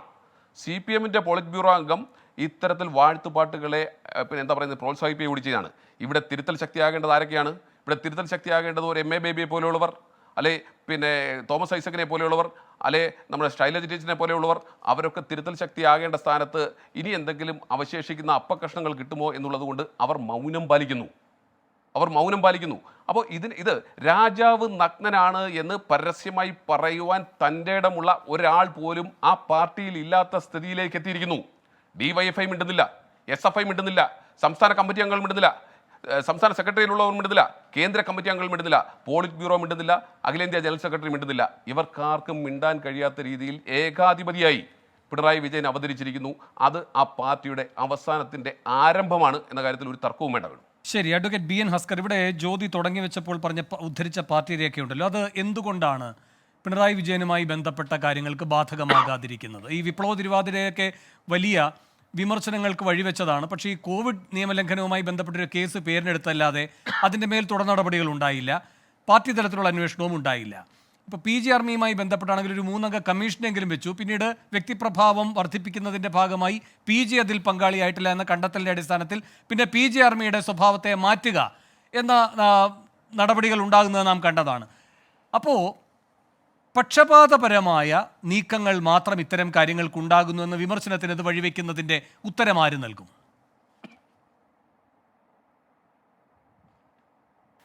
വേണു, സ്വന്തം കർമ്മമണ്ഡലത്തിൽ സത്യസന്ധവും സുതാര്യവുമായി വ്യക്തിമുദ്ര പതിപ്പിച്ചിട്ടുള്ള വ്യക്തികളെ അങ്ങനെ സൂര്യശോഭയോടുകൂടി സമൂഹം അംഗീകരിക്കും എന്നുള്ളതിൻ്റെ ഏറ്റവും വലിയ ദൃഷ്ടാന്തമാണ് സഖാവ് പിണറായി വിജയൻ. അദ്ദേഹം കാലങ്ങളായി വേട്ടയാടപ്പെടുകയും നിരന്തരം വിമർശന വിധേയനാക്കപ്പെടുകയും ചെയ്തതിൻ്റെ അടിസ്ഥാനത്തിൽ അദ്ദേഹത്തിന് ലഭിച്ചിട്ടുള്ള ജനകീയ സ്വീകാര്യതയെ അസൂയാലുക്കളും വിറളി പൂണ്ടിട്ടുള്ള ആളുകൾ ഇങ്ങനെ വിമർശിച്ചുകൊണ്ടേയിരിക്കും. അദ്ദേഹത്തിന് കേരളീയ പൊതുസമൂഹത്തിനും ഇന്ത്യ ഒട്ടാകെയും ഒരു വലിയ സ്വീകാര്യത ലഭിച്ചിട്ടുണ്ട് എന്നുള്ളതിൻ്റെ വസ്തുത തന്നെയാണ് ഇത്തരം വിമർശനങ്ങൾക്ക് ആക്കം കൂട്ടുന്നതിനുള്ള ശ്രമം നടത്തിക്കൊണ്ടിരിക്കുന്നത്. അത് വൃഥാവിലായിട്ടുള്ള വേല മാത്രമായിരിക്കും എന്നുള്ളതാണ് ഒന്നാമതായി പറയാനുള്ളത്. 2, നമുക്ക് ലോക ചരിത്രത്തിലെ വിവിധ വ്യക്തികളെ എടുത്തു പരിശോധിച്ചാൽ ആ ലോക വ്യക്തികളൊക്കെ തന്നെ തൻ്റെ വ്യക്തിമുദ്ര സമൂഹത്തിൽ പതിപ്പിച്ചതിൻ്റെ അടിസ്ഥാനത്തിൽ അവർ സൂര്യ തേജസ്സോടുകൂടി മൺമറഞ്ഞു പോയിട്ടും ഇന്നും നിലനിൽക്കുന്നു. മാർക്സിനെ തന്നെ ഒരു ഉദാഹരണമായി എടുക്കാം. മാർക്സ് എന്തുകൊണ്ട് ലോകത്താകമാനം ഒരു തത്വശാസ്ത്രത്തിൻ്റെ പേരിൽ ഇങ്ങനെയൊക്കെ ആരാധിക്കപ്പെടുന്നു എന്നുള്ളത് ഒരു വലിയ പരിശോധനാ വിഷയം തന്നെയാണ്. ലെനിൻ്റെ കാര്യമെടുത്താൽ അദ്ദേഹത്തിൻ്റെ സംഘടനാ തത്വം കൊണ്ട് ലോകമാകമാനം സ്വീകാര്യമായ വ്യക്തിയാണ്. എംഗൽസ്, അതുപോലെ തന്നെ മാവോ, ലോകത്താകമാനം അങ്ങനെ കമ്മ്യൂണിസ്റ്റ് നേതാക്കന്മാരുടെ ചരിത്രമുള്ളപ്പോൾ ഇന്ത്യയിൽ മഹാത്മാഗാന്ധിജി തുടങ്ങി ഈ സഖാവ് EMSൻ്റെ കാലഘട്ടത്തിൽ അദ്ദേഹത്തെ പോലെ ഇത്ര വിമർശന വിധേയനായിട്ടുള്ളൊരു വ്യക്തി ഉണ്ടായിട്ടുണ്ടോ? അപ്പോൾ സഖാവ് EMSന് ലഭിച്ച ജനസ്വീകാര്യത, അത് ആ ജനസ്വീകാര്യതയും പാർട്ടിയിൽ അപ്രമാദിത്വം ഉണ്ടായിരുന്നു. ആ കാലഘട്ടത്തിൽ അവസാന വാക്ക് സഖാവ് EMSൻ്റേതായിരുന്നു. സഖാവ് AKGക്ക് ജനങ്ങൾക്കിടയിൽ ഉണ്ടായിട്ടുള്ള സ്വീകാര്യതയില്ലേ, ആ സ്വീകാര്യതയ്ക്ക് ശേഷം AKG നിങ്ങൾ മാധ്യമങ്ങളടക്കം അന്നത്തെ മാധ്യമങ്ങളും അതുപോലെ തന്നെ വിമർശകരും വിമർശിച്ചിട്ടില്ലേ? ആ വിമർശനങ്ങൾ അദ്ദേഹത്തെ വ്യക്തിപൂജ ചെയ്യുന്നു എന്ന അർത്ഥത്തിൽ വിമർശിച്ചവരല്ലേ അന്നത്തെ കാലത്ത്? സഖാവ് EK നയനാറിൻ്റെ കാലം വരുന്നു. സഖാവ് EK നയനാറിൻ്റെ കാലഘട്ടത്തിൽ അദ്ദേഹത്തെ വലിയ സ്വീകാര്യത ഉണ്ടായിരുന്നു പാർട്ടിക്കുള്ളിലും പുറത്തും. അതുപോലെ സഖാവ് VS അച്യുതാനന്ദൻ പാഠമാകേണ്ട വിഷയമാണ്. സഖാവ് VS അച്യുതാനന്ദനെ പോലെ പാർട്ടി സെക്രട്ടറി ആയിരുന്നപ്പോൾ ഏറ്റവും കൂടുതൽ അദ്ദേഹത്തിൻ്റെ ശബ്ദത്തെയും അദ്ദേഹത്തിൻ്റെ ഭാഷാപ്രയോഗങ്ങളെയും ശൈലിയെയും പോലും വിമർശിച്ചിരുന്ന മാധ്യമങ്ങൾ വലിയ തോതിൽ അദ്ദേഹത്തെ സ്വീകാര്യതയോടുകൂടി അദ്ദേഹത്തെ ഏറ്റെടുത്തത് അദ്ദേഹം പ്രതിപക്ഷ നേതാവായിരുന്ന കാലഘട്ടം മുതലാണ്. അദ്ദേഹത്തെ പോലെ കേരളത്തിൽ കമ്മ്യൂണിസ്റ്റുകൾക്കിടയിൽ ഏറ്റവും സ്വീകാര്യതയുള്ള ഒരു നേതാവ് ഇന്നും ജീവിച്ചിരിപ്പുണ്ടോ എന്നെനിക്ക് സംശയമാണ്. അത് കഴിഞ്ഞ് സഖാവ് പിണറായി വിജയൻ വരുന്നു. സഖാവ് പിണറായി വിജയൻ്റെ കാലഘട്ടത്തിൽ അദ്ദേഹത്തെ എന്തുകൊണ്ട് കേരളത്തിലെയും ഇന്ത്യയിലെയും കമ്മ്യൂണിസ്റ്റുകൾക്ക് അദ്ദേഹത്തെ അങ്ങനെ വ്യക്തിപ്രഭാവത്തോടു കൂടി ആരാധിച്ചുകൂടാ എന്നാ നിങ്ങൾ പറയുന്നത്? കേരളത്തിൻ്റെ ചരിത്രത്തിലാദ്യമായി 2ാം തവണയും ഇടതുപക്ഷത്തെ അധികാരത്തിലെത്തിക്കുന്നതിന് നേതൃത്വം നൽകിയ നെഞ്ചുവിരിപ്പും അതുപോലെ നട്ടൽ ഉറപ്പുമുള്ള ഒരു നേതാവാണ് സഖാവ് പിണറായി വിജയൻ.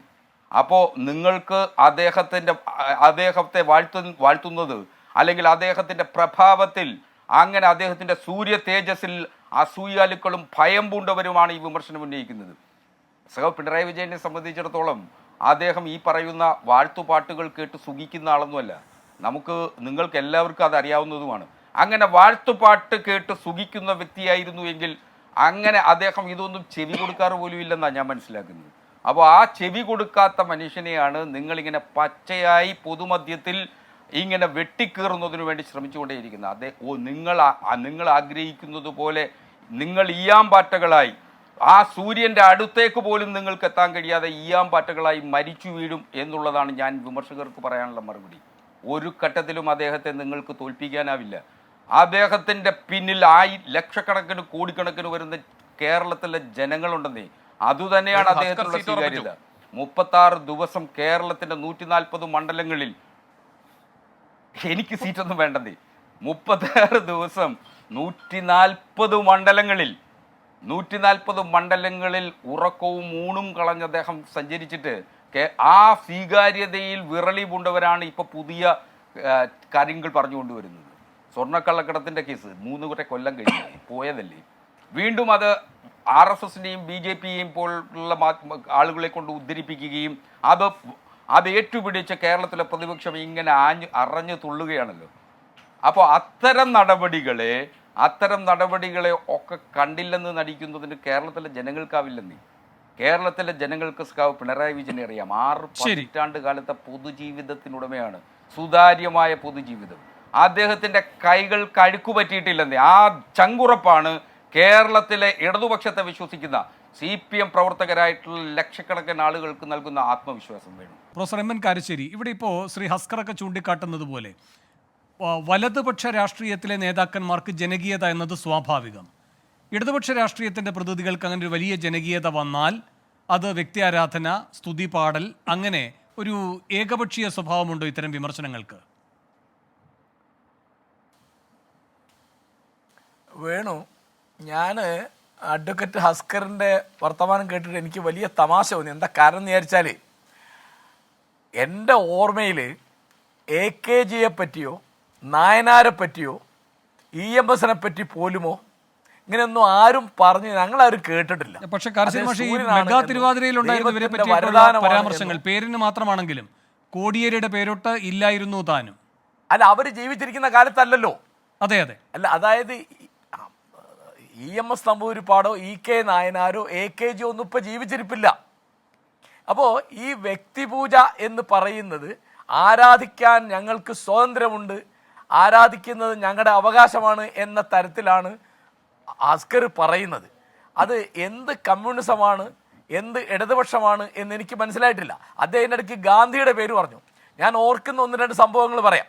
ഗാന്ധിജി ജീവിച്ചിരിക്കുമ്പോൾ ആന്ധ്രാപ്രദേശിൽ ഗാന്ധിയോട് ആരാധന തോന്നിയ ഒരാൾ ഗാന്ധിയുടെ പ്രതിഷ്ഠ വെച്ചിട്ട് ഒരു അമ്പലം തുടങ്ങി. വാർത്ത പുറത്തു വന്നപ്പോൾ അതിനെതിരായിട്ട് സ്വന്തം പത്രത്തിൽ ഗാന്ധി മുഖപ്രസംഗം എഴുതി. ഗാന്ധിയിൽ പറഞ്ഞത് ആ പ്രതിഷ്ഠ അവിടുന്ന് നീക്കിക്കളയണം, ആ കെട്ടിടം ഗ്രാമത്തിലെ കുട്ടികൾക്ക് പഠിക്കാൻ വിദ്യാലയമാക്കി മാറ്റണം എന്നാണ് അദ്ദേഹം ജീവിച്ചിരിക്കുമ്പോൾ. ഇപ്പോൾ തമിഴ്നാട്ടിലൊരു ഗാന്ധി അമ്പലമുണ്ട്, അത് ഗാന്ധിക്കൊന്നും ചെയ്യാൻ പറ്റില്ല. ജവഹർലാൽ നെഹ്റു ഏകാധിപതിയാവാൻ സാധ്യതയുണ്ട് എന്ന് പറഞ്ഞ് നെഹ്റുവിനെ അതിനിശിതമായി വിമർശിച്ചിട്ട് ചാണക്യൻ എന്ന പേരിൽ ഒരാൾ ലേഖനം എഴുതി. വളരെ വൈകാതെ പുറത്തു വന്നു ആ ലേഖനം എഴുതിയ നെഹ്റു തന്നെ ആയിരുന്നു എന്ന്. ഇതൊക്കെയാണ് നമ്മൾ ചരിത്രത്തിൽ വായിച്ച കാര്യങ്ങൾ. അപ്പോൾ അസ്ഗർ മറുപടി പറയണം. അങ്ങനെയാണെങ്കിൽ P ജയരാജനെതിരായിട്ട് എങ്ങനെയാണ് പാർട്ടി അത് വ്യക്തിപൂജയാണ് എന്ന് പറയാം?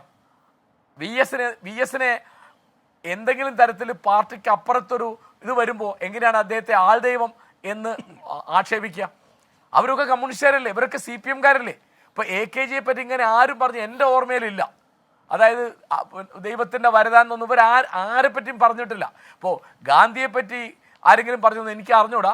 ഗാന്ധിയെപ്പറ്റിയുള്ള പറഞ്ഞിരിക്കാം, ഇപ്പോൾ അവതാരമാണ് എന്നോ ദൈവമാണ് എന്നൊക്കെ പറഞ്ഞിരിക്കാം. അപ്പോൾ ജോസഫ് C. മാത്യു പറഞ്ഞ മാതിരി ഇതിപ്പോൾ ദൈവമായിക്കൊണ്ടിരിക്കുകയാണെന്നാണ് നമുക്ക് മനസ്സിലാക്കേണ്ടത്. അത് അപ്പോൾ ഹസ്കറിൻ്റെ പ്രതികരണം അതിനെ ശരിക്കും തെളിപ്പിക്കുന്ന ഒന്നാണ്. കാരണം അത് ഒരു അവകാശമാണ്. അത് ഇടതുപക്ഷത്തോടുള്ള വിരോധം കൊണ്ട് ഇപ്പം ഞങ്ങൾക്കൊക്കെ അല്ലെങ്കിൽ ഇത്തരം പറയുന്ന ആളുകൾക്കൊക്കെ അസൂയാണെന്നാണ് അദ്ദേഹം പറയുന്നത്. എനിക്ക് മനസ്സിലായിട്ടില്ല. ഒരു CPMൻ്റെ സമുന്നതനായ ഒരു നേതാവ് ഇവിടെ ജയിച്ച് മുഖ്യമന്ത്രിയായി, നമുക്കെന്തായാലും അസൂയായിരിക്കാനുള്ളത്? അദ്ദേഹം മര്യാദയ്ക്ക് ഭരിച്ചാൽ നല്ല കാര്യം നമുക്കത് കിട്ടും. അത് ചീത്തയാണെങ്കിൽ അതിൻ്റെ ബുദ്ധിമുട്ട് നമുക്കും ഉണ്ടാവും. അപ്പോൾ നമുക്ക് അതിനെ വിമർശിക്കേണ്ടി വരും. ഒരു മുഖ്യമന്ത്രിയെ പറ്റി നല്ലത് പറയാനാണ് സാമാന്യമായിട്ട്. ഇപ്പോൾ എൻ്റെ കാര്യം ഞാൻ തീർത്ത് പറയാം, എനിക്ക് സന്തോഷം നല്ലത് പറയാനാണ്. ചീത്ത പറയേണ്ടി വരുന്നല്ലോ എന്നുള്ളൊരു കാര്യമാണ്. ഇപ്പോൾ നരേന്ദ്രമോദിക്ക് ഒരു അമ്പലമുണ്ട്, അവിടെ അദ്ദേഹത്തിൻ്റെ പ്രതിഷ്ഠയുണ്ട്, അദ്ദേഹത്തിന് ഒരു എതിരുണ്ടായില്ല. ഞാൻ അസ്കറോട് ഒരു ചെറിയ സംശയം ചോദിക്കട്ടെ. നമ്മുടെ ബഹുമാനപ്പെട്ട മുഖ്യമന്ത്രി ശ്രീ പിണറായി വിജയൻ സംസാരിക്കുമ്പോൾ അദ്ദേഹത്തോട് വ്യക്തിപരമായി ആരാധന തോന്നിയിട്ട് ഭീമൻ രഘു എന്ന് പറയുന്ന സിനിമാ നടൻ എഴുന്നേറ്റ് നിൽക്കുന്നു. എത്ര നേരം നിൽക്കുന്നു? മുഖ്യമന്ത്രി പ്രസംഗിച്ച് തീരുന്നവരെ നിൽക്കുന്നു. ഏതെങ്കിലും ദയവുള്ള മനുഷ്യപ്പറ്റുള്ള ഒരു മനുഷ്യനാണെങ്കിൽ ഇരിക്കൂ എന്ന് പറയും. ഇരിക്കൂ എന്ന് പറഞ്ഞാൽ അവിടെ ഇരിക്കാം. അപ്പോൾ ഗാന്ധി ഒരിക്കൽ ചോദിച്ച മാതിരി വേറെ ഒരാളുടെ കാല് വേദനയാകുന്നതിലൂടെ നിങ്ങൾക്ക് എന്ത് ആദരവാണ് കിട്ടുക എന്ന് നമുക്കൊരിക്കലും മനസ്സിലാവില്ല. അപ്പോൾ ഇരിക്കാൻ പറഞ്ഞാൽ ഇരിക്കും. എന്നിട്ട് എൻ്റെ സുഹൃത്ത് രഞ്ജിത്ത് അതിനെ ന്യായീകരിക്കുകയാണ്. എന്താ അത് പറഞ്ഞാൽ ഭീമൻ രഘു ആളായിപ്പോവും, അത് പറയാതിരിക്കാനുള്ള ബുദ്ധിവിശേഷം സാമർഥ്യം പിണറായിക്കുണ്ട്. ആർക്കും കണ്ടാ അറിയാം. മുഖ്യമന്ത്രി അതേ എണീറ്റിരിക്കുന്ന മുഖ്യമന്ത്രി കാണുമല്ലോ, ഇരിക്കൂ എന്ന് പറഞ്ഞാൽ മതി. അതൊരു മര്യാദയല്ലേ? നമ്മളെ കണ്ട ഒരാൾ എണീക്കുമ്പോൾ എണീറ്റ് കഴിഞ്ഞാൽ ഇരിക്കൂ എന്ന് ആരും പറയണം. ഇതാ നേരം മുഴുവൻ ഈ മനുഷ്യൻ നിൽക്കുകയാണ്. അതേ ഒരു പരിഹാസ കഥാപാത്രമായി. ഇപ്പോൾ ഫേസ്ബുക്കിലും വാട്സപ്പിലും യൂട്യൂബിലൊക്കെ പ്രധാനപ്പെട്ട ഒരു പരിഹാസ കഥാപാത്രം എന്ന് പറയുന്നത് നിർഭാഗ്യവശാൽ ഈ നടനാണ്. അദ്ദേഹത്തെ പരിഹസിക്കാൻ വേണ്ടിയില്ല ഞാൻ പറയുന്നത്. അദ്ദേഹം കാണിച്ചത് തീർച്ചയായിട്ടും ഒരു കോമാളിത്തരമാണ് എന്ന് എനിക്കും അഭിപ്രായമുണ്ട്. അങ്ങനെയൊന്നും ചെയ്യരുത്. ഇപ്പോൾ പിണറായി വിജയൻ സംസാരിക്കുമ്പോൾ ഇരുന്നാൽ എന്താ തിരക്കട്? ആ ഇരിക്കുന്ന ആളിലൊക്കെ അദ്ദേഹത്തെ ഒരു ബഹുമാനത്ര ആൾ ഇരിക്കുന്നില്ലേ? അപ്പോൾ ഇതൊരു കാട്ടിക്കൂട്ടലാണ്. അദ്ദേഹത്തെ എന്തെങ്കിലും സ്വാർത്ഥം ഉണ്ടായിട്ട് കാണിച്ചു എന്ന് തന്നെയാണ് ഞാൻ വിചാരിക്കുന്നത്. എനിക്ക് തെളിവുണ്ടായിട്ടല്ല, സാഹചര്യം കൊണ്ട് ഊഹിക്കാവുന്നത്. അപ്പോൾ അസ്കർ വിചാരിക്കുന്നത് അതൊക്കെയാണ് പൂജ. അത് ജനങ്ങളുടെ പൂജ എന്ന് പറയുന്നത് അതേ ആരാധന എന്നുള്ള വലിയ വാക്കുപയോഗിച്ചു. അതൊക്കെ മതക്കാർ പറയുന്ന കാര്യങ്ങളാണ്. ഞാൻ അസ്കറെ അതേ അഡ്വക്കറ്റ് ആണല്ലോ, ഞാൻ നിയമമൊന്നും പഠിച്ചിട്ടില്ല. ഒരു ചെറിയ കാര്യം ഞാൻ ഓർമ്മിപ്പിക്കട്ടെ.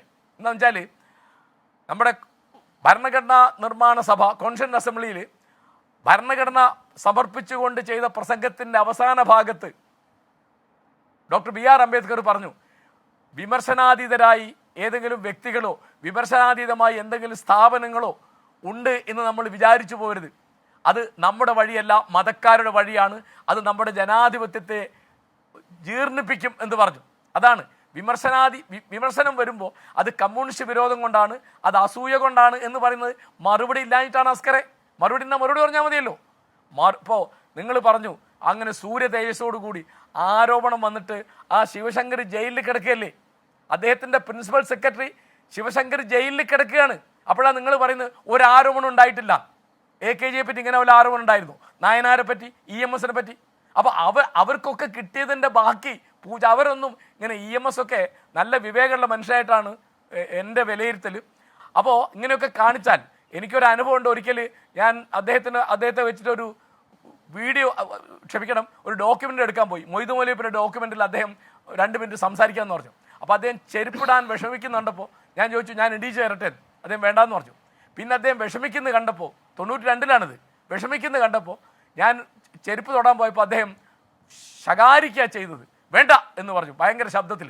അത്രയധികം EMS ഇത്തരം ഒരു കാര്യവും അനുവദിച്ചിരുന്നില്ല. AKG അങ്ങനെ അനുവദിച്ചായിട്ട് നമ്മളാരും കണ്ടിട്ടില്ല. അതുകൊണ്ട് ദയവായിട്ട് ഈ മഹാത്മാഗാന്ധിയെയും EMSനെയും ഒക്കെ ഈ കൂട്ടത്തിൽ അസ്കർ കൊണ്ടുവരരുത്. അവരോട് കുറച്ചുകൂടി ദയ അദ്ദേഹം കാണിക്കണം ഞാൻ പറഞ്ഞു.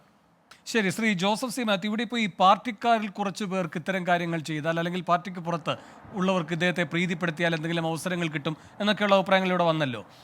അത് വേണമെങ്കിൽ നടക്കട്ടെ, ഓരോ വ്യക്തികളുടെ സ്വാർത്ഥത അല്ലെങ്കിൽ വ്യക്തിത്വമില്ലായ്മ എന്ന ഗണത്തിൽപ്പെടുത്താം. പക്ഷേ ഒരു സംവിധാനം അങ്ങനെ മാറുന്നു എന്നത് എത്രമാത്രം ആപൽക്കരമായൊരു സൂചനയാണ്. ഇപ്പോൾ ഒരു ചെറിയ ഉദാഹരണം, ഈ ക്രമസമാധാന ചുമതലയുള്ള ADGP ഉണ്ടല്ലോ, അദ്ദേഹം ഈ രക്ഷാപ്രവർത്തകർക്ക് ഗുഡ് സർവീസ് എൻട്രി എന്ന് പറഞ്ഞ് ശുപാർശ കൊടുക്കുന്നത് കൂടാതെ പിന്നീട് പ്രതികരിച്ചത് അങ്ങയുടെ ശ്രദ്ധയിലുണ്ടാകും.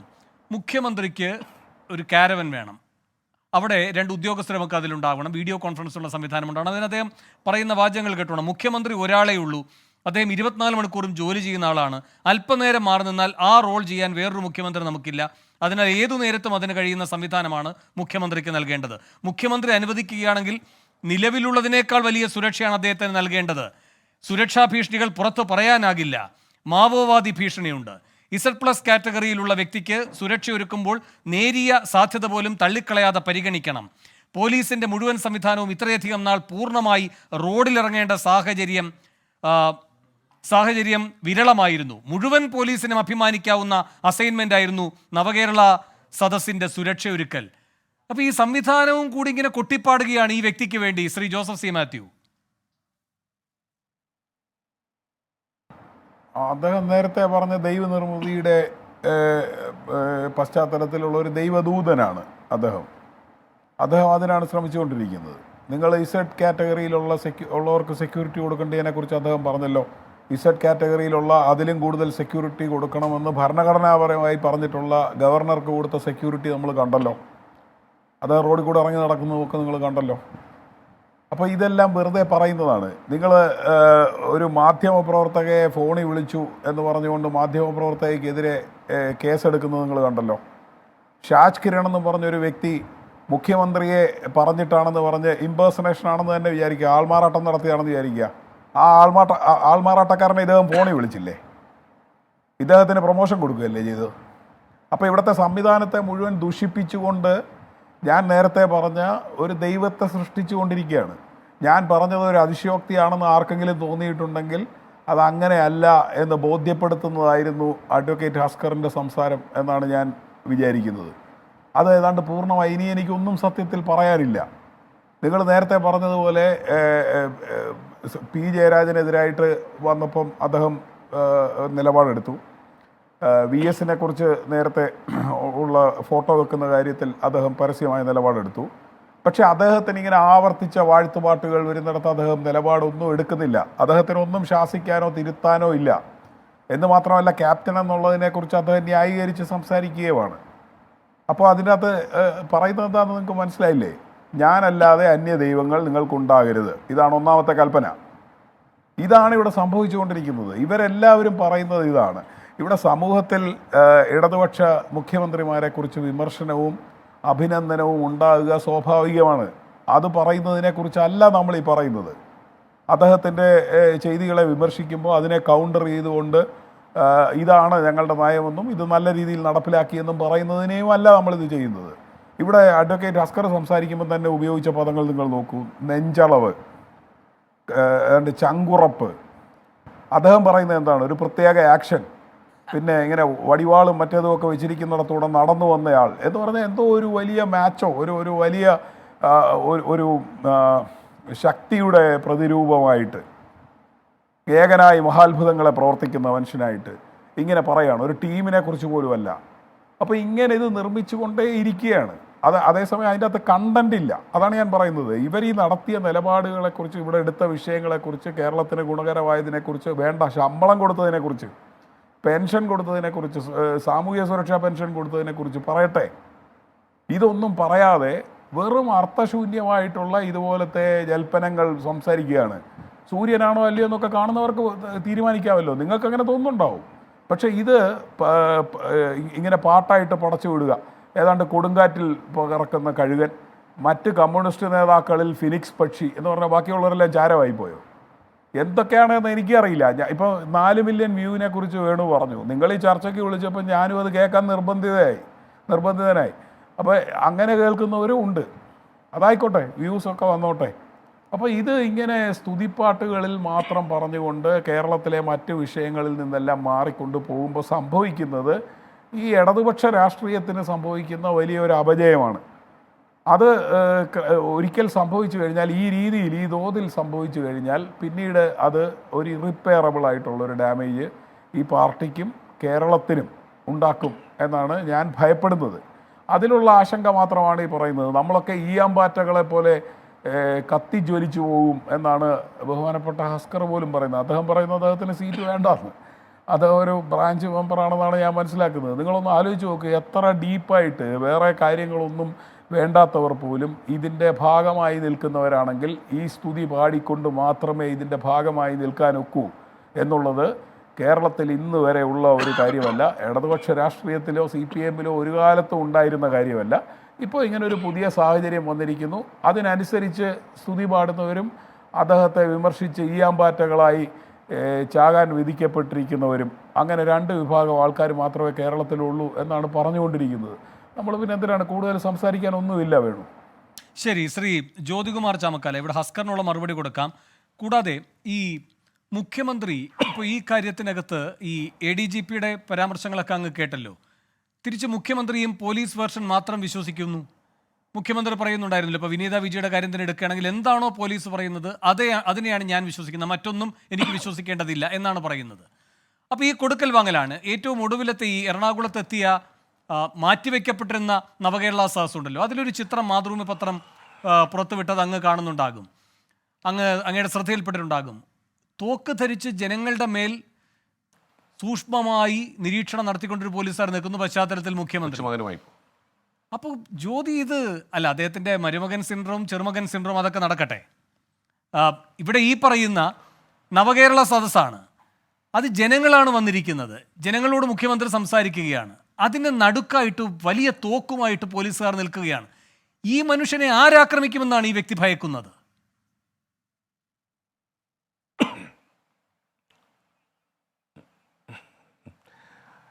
വേണു, അവിടെയാണ് പ്രശ്നം.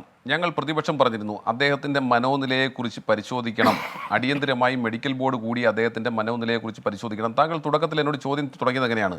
പോലീസിൻ്റെ വേർഷൻ മാത്രമേ അദ്ദേഹം വിശ്വസിക്കുന്നുള്ളെന്നാണ്. തെറ്റാണ്. പോലീസിൻ്റെ വേർഷൻ അദ്ദേഹം വിശ്വസിക്കുന്നു എന്ന് അദ്ദേഹം ഉറപ്പായി പറഞ്ഞാൽ കല്യാശ്ശേരിയിൽ നടന്ന ആ KS-യുടെയും KS-യുടെയും യൂത്ത് കോൺഗ്രസിൻ്റെയും പ്രവർത്തകരെ DYFIക്കാർ ചെടിച്ചട്ടി വെച്ച് അടിച്ചതും അതുപോലെ ഹെൽമെറ്റ് വെച്ച് അടിച്ചതും അദ്ദേഹം അറിയേണ്ടതല്ലേ? പോലീസിൻ്റെ അദ്ദേഹത്തിൻ്റെ ഗൺമാനും അദ്ദേഹത്തിൻ്റെ കമാൻഡോ ഫോഴ്സിലുള്ളവരും അടിച്ചത് അദ്ദേഹം അറിയേണ്ടതല്ലേ? അദ്ദേഹം ഈ നിമിഷം വരെ അതിനെക്കുറിച്ച് അറിഞ്ഞിട്ടില്ലല്ലോ. അദ്ദേഹത്തിന് അതിനെക്കുറിച്ച് ഇതുവരെ ബോധ്യമില്ലല്ലോ. അങ്ങനെ ഉള്ള ഒരാളിനെ സംബന്ധിച്ചാണ് നമ്മൾ ദൈവതുല്യൻ എന്ന് ഹസ്കർ ഉൾപ്പെടെ പറയുമ്പോൾ നമ്മൾ എഴുന്നേറ്റ് നിന്ന് തൊഴുവാൻ തോന്നുന്നത്. ഇവിടുത്തെ പ്രശ്നം എന്താണ്? ഇവിടെ അദ്ദേഹത്തെ സംബന്ധിച്ച് അദ്ദേഹത്തിന് അമിതമായ ഭയമുണ്ട്. അദ്ദേഹത്തെ ആരോ ഇല്ലായ്മ ചെയ്യാൻ വരുന്നു എന്നത് തോന്നൽ അദ്ദേഹത്തിന് ഉണ്ടായിരിക്കുന്നു. അദ്ദേഹത്തിൻ്റെ ഊണിലും ഉറക്കത്തിലും അദ്ദേഹം സംശയിക്കുന്നു അദ്ദേഹത്തെ ഇല്ലായ്മ ചെയ്യാൻ ആരൊക്കെയോ അദ്ദേഹത്തിൻ്റെ പിന്നാലെ നടക്കുന്നു എന്ന്. ആരാണ്? താങ്കൾ ചോദിച്ചതുപോലെ ആരാണ് ഇതിന് പുറകെ നടക്കുന്നത്? ആർക്കാണ് ഇതുകൊണ്ട് പ്രയോജനം? അപ്പോൾ ആ ഭീതിയിൽ നിന്ന് അദ്ദേഹത്തിന് ഉടലെടുത്തിരിക്കുന്ന ചില പ്രശ്നങ്ങൾ ഒരു ഭാഗത്തുണ്ട്. മറുഭാഗത്തു കൂടി അദ്ദേഹത്തെ സംബന്ധിച്ച് ഇത്തരത്തിൽ വാഴ്ത്തുപാട്ടുകൾ, പണ്ട് MN കാരശ്ശേരി പറഞ്ഞതുപോലെ പണ്ട് രാജാക്കന്മാരെ സംബന്ധിച്ച് ഇത്തരത്തിൽ പാട്ട് എഴുതുകയും നാടകം അവതരിപ്പിക്കുകയും ഒക്കെ നടത്തുന്നത് അവർക്ക് പണക്കിഴിക്ക് ലഭിക്കുമായിരുന്നു. ഇവിടെ സ്ഥാനങ്ങളാണ് ലഭിക്കുന്നത്. ഇവിടെ ഹസ്കർ തന്നെ അദ്ദേഹത്തെ പൊഴുത്തിയെ കണ്ടപ്പോൾ ഞാൻ വിചാരിച്ചു എന്തായാലും ഹസ്കറിന് ഒരു വലിയ സ്ഥാനം ഉടനെ ലഭിക്കുമെന്നാണ് ഞാൻ കരുതുന്നത്. പക്ഷേ അതിനുള്ള സാധ്യത ഹസ്കറായി തന്നെ കളഞ്ഞു. കാരണം കൂട്ടത്തിൽ അദ്ദേഹം ഇങ്ങനെ പൊഴുത്തുന്ന കൂട്ടത്തിൽ VS-നെ കൂടെ പൊഴുത്തിക്കൊണ്ട് എന്തായാലും അദ്ദേഹത്തിന് ആ ഒരു സ്ഥാനം നഷ്ടപ്പെടും എന്ന കാര്യത്തിൽ തർക്കമില്ല. ഇനി ഒട്ട് കിട്ടാനും പോകുന്നില്ല. കാരണം അദ്ദേഹം കൂട്ടത്തിൽ VS-നെ കൂടെ പൊഴുത്തിയിരിക്കുകയാണ്. അത് അദ്ദേഹത്തിന് ഇഷ്ടപ്പെടുകയില്ല. കാരണം VS-നോടൊപ്പം പൊഴുത്തിയിട്ട് പിന്നെ പിണറായിയെ കൂടെ പൊഴുത്തിയാൽ ഒരിക്കലും പിണറായിക്ക് അത് ഉൾക്കൊള്ളാൻ കഴിയുമെന്ന് എനിക്കിപ്പോൾ തോന്നുന്നില്ല. ഏതായാലും നമ്മൾ മനസ്സിലാക്കേണ്ട ഒന്ന് രണ്ട് കാര്യങ്ങൾ കൂടി. ഞാൻ അതിൻ്റെ ഗൗരവത്തിലേക്ക് വരാം. ഇവിടെ നോക്കൂ, പിന്നെ ഞാൻ വേണുവിനൊരു കാര്യം ചോദിക്കുന്നത്, ഇവിടെ ശ്രീ കോടിയേരി ബാലകൃഷ്ണൻ അദ്ദേഹം അന്തരിച്ചു പോയി. അദ്ദേഹത്തിൻ്റെ 2 മക്കളെ സംബന്ധിച്ചും പൊതുസമൂഹത്തിൽ വളരെ കൃത്യമായ ചർച്ചകൾ നടക്കേണ്ടതായി വന്നിരുന്നു. ആ ചർച്ചകൾ നമ്മൾ നടത്തിയിട്ടുണ്ട്. ആ ചർച്ച നടത്താനിടയ സാഹചര്യത്തെക്കുറിച്ച് നമുക്കറിയാം. പക്ഷേ നമ്മളാരും ഇപ്പോൾ അതേക്കുറിച്ച് സംസാരിക്കുന്നില്ല. പക്ഷേ ഒന്നുണ്ട്, അദ്ദേഹത്തിൻ്റെ 2 മക്കളെ സംബന്ധിച്ചും ആ മക്കളുടെ ഗുണഗണങ്ങളെക്കുറിച്ചൊന്നും ഞാൻ പറയുന്നില്ല, എനിക്കൊരു അഭിപ്രായത്തിൽ മാറ്റവുമില്ല. പക്ഷേ അദ്ദേഹത്തിൻ്റെ മക്കൾക്കെതിരായി വിവാദമുണ്ടായപ്പോൾ അദ്ദേഹം തന്നെ പരസ്യമായി രംഗത്ത് വന്ന് എൻ്റെ കുടുംബത്തിൽ എൻ്റെ മക്കളാണെന്നുള്ളത് ശരിയാണ്, അവർ പ്രത്യേക എൻറ്റൈറ്റിയാണ്, അവരെ സംബന്ധിച്ച് അവരുടെ വിഷയങ്ങൾ അവർ പരിഹരിച്ചുകൊള്ളും എന്ന് പറയുകയും ഒരു ഘട്ടത്തിൽ അദ്ദേഹത്തിൻ്റെ പദവിയിൽ നിന്ന് മാറി നിൽക്കുകയും ചെയ്ത ചരിത്രം നമ്മുടെ മുമ്പിലുണ്ട്. ഒരുപാട് പഴക്കമൊന്നുമില്ലല്ലോ, ഈ അടുത്ത സമയത്തല്ലേ.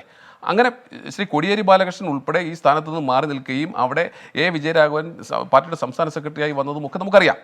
ആ കേസുകൾ അങ്ങനെ നടക്കുന്നുണ്ട്, അതൊക്കെ വേറെ വിഷയം. പക്ഷേ അന്ന് പാർട്ടി അദ്ദേഹത്തെയോ അദ്ദേഹത്തിൻ്റെ കുടുംബത്തെയോ സംരക്ഷിക്കുവാനായി വന്നിരുന്നില്ല. അവിടെ പ്രത്യേക എൻറ്റൈറ്റിയാണ്, ആ കുടുംബത്തിൽ 2 ഇൻഡിവിജ്വൽസാണ്, ഒരു മകൻ മറ്റൊരു വഴിക്ക് മകൻ മറ്റൊരു വഴിക്ക് അവരുടെ കാര്യങ്ങൾ നോക്കിക്കൊള്ളും എന്ന് നിരന്തരമായി പറഞ്ഞതിനപ്പുറത്തേക്ക് പാർട്ടി ഒരു ഘട്ടത്തിലും അവരെ പ്രൊട്ടക്ട് ചെയ്യാൻ വന്നിരുന്നില്ല. പക്ഷേ ഇവിടെ നോക്കൂ, ഇവിടെ മുഖ്യമന്ത്രിയുടെ മകൾക്കെതിരായി മാസപ്പടി വിവാദം വന്നപ്പോൾ പാർട്ടി സെക്രട്ടറി തന്നെ, പാർട്ടി സെക്രട്ടേറിയറ്റ് കൂടി അതിനെ ഡിഫെൻഡ് ചെയ്യുകയാണ്. മുഖ്യമന്ത്രിയുടെ മകൾക്കെതിരായി വന്ന വിവാദത്തെ സംബന്ധിച്ച് മുഖ്യമന്ത്രിയുടെ മകൾ ഒരു അക്ഷരം ഉത്തരം വേണ്ടിയിട്ടുണ്ടോ? മുഖ്യമന്ത്രി ഒരു അക്ഷരം വേണ്ടിയിട്ടുണ്ടോ? അവിടെ പ്രൊട്ടക്ട് ചെയ്യാൻ വരുന്നത് പാർട്ടിയാണ്. നോക്കൂ എത്ര വിധിവൈപരീത്യമാണെന്നത്, എത്ര കോൺട്രഡിക്ടറി ആണെന്ന്. അവിടെ പാർട്ടി സെക്രട്ടറി ആയിരുന്ന പിണറായി വിജയൻ്റെ മക്കളെ സംബന്ധിച്ച് ഉണ്ടായ വിവാദത്തിൽ അദ്ദേഹം തന്നെ സ്വയം അതിന് ഡിഫൻസ് തീർക്കുകയും അദ്ദേഹം സ്ഥാനത്തു നിന്ന് മാറി നിൽക്കുകയും ചെയ്യേണ്ടി വന്നു.